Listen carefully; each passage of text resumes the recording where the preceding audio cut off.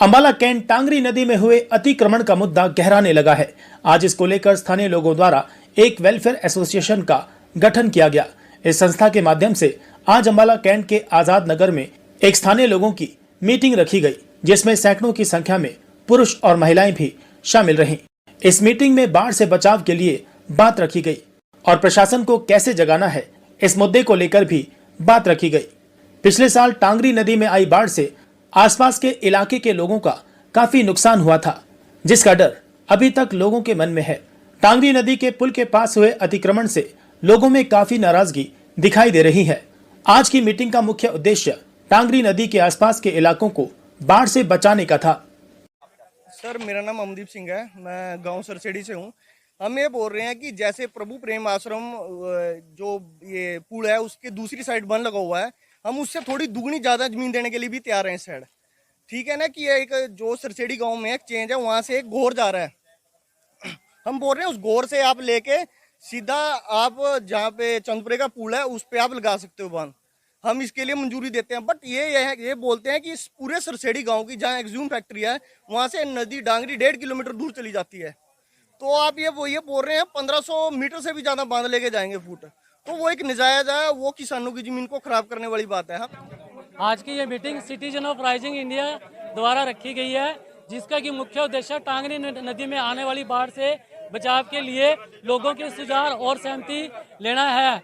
और इस मीटिंग के अंदर सभी ने अपने विचार लिखे कि कैसे नदी में आने वाली बाढ़ से बचा जा सकता है और उस बाढ़ से बचने के लिए हम कैसे कैसे कार्य कर सकते हैं। और इस मीटिंग का एक आउटकम निकल के आया है कि जो ये मीटिंग है rising citizen of rising India, ये जो है इसकी एक कोर कमेटी बनाई जाएगी और आगे की लड़ाई उस कोर कमेटी द्वारा ही तय की जाएगी। धन्यवाद। गुरमीत कौर नाम मेरा। मेरी सलाह ये है कि जो पिछले साल हम बाढ़ थे वो मतलब हमें इतना परेशान हो गए थे बाढ़ थे कि हमें डिप्रेशन में चले गए थे। इतनी टेंशन हो गई थी बहुत ज़्यादा कि मैं तो बिल्कुल एकदम ही हालत ख़राब हो गई थी मेरी।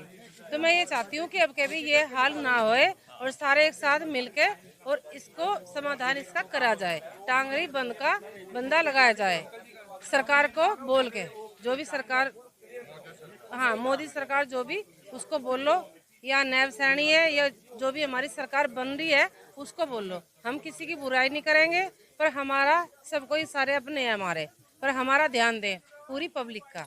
मैं ये कहना चाहती हूँ। हमारी समस्या आज का मुद्दा यही था कि ये जो टांगरी का पानी है, जो बाढ़ आई थी, वो बाढ़ ने सभी को बहुत ज़्यादा परेशान किया था और सभी के घरों में पानी घुसा था। तो ये सिटीजन ऑफ राइजिंग इंडिया के नाम से जो संस्था बनी है, उन्होंने आज मीटिंग रखी थी। इस मीटिंग में कम से कम भी नहीं तो 500 आदमी इकट्ठे हुए हैं और सभी ने अपने विचार प्रकट किए हैं। इसमें मेन मुद्दा यही है कि जितने नाजायज कब्जे टांगरी के अंदर बने हुए हैं उनको हटाया जाए। ये एक बहुत बड़ी समस्या है कि कब्जे हो चुके हैं, हटाया जा नहीं रहा है, प्रशासन अपनी आंखें बंद करके बैठा है। सबसे बड़ा मुद्दा यही है कि प्रशासन जब कंस्ट्रक्शन होता है, नाजायज कब्जा जब बनता है, तो उसी समय क्यों नहीं इसको आकर के रोका जाता। और अभी हमारी सरकार से अनुरोध है कि जो जो इस मुद्दे में नाकाम रहे हैं, चाहे वो नहरी विभाग है या डीसी है, कुछ है, सबको संज्ञान में लेना चाहिए। ये हमारी मुख्यमंत्री से अनुरोध है।